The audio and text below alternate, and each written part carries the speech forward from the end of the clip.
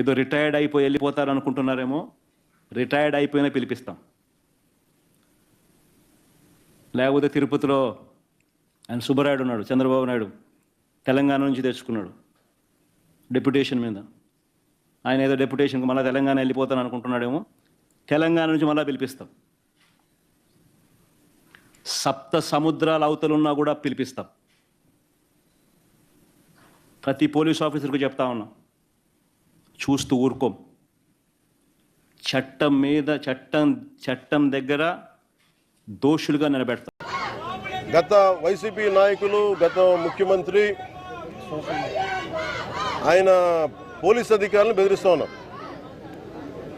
IPS మన చిత్తూరు జిల్లా IPS అధికారిని సుబ్బారెడ్డి గారిని మీరు ఎక్కడ సప్త సముద్రంలో మీరు వెళ్ళినా కానీ వెతికి పట్టుకుంటాం, డీజీపీ గారిని వదలం రిటైర్మెంట్ అయినా అని చెప్తా ఉన్నారు.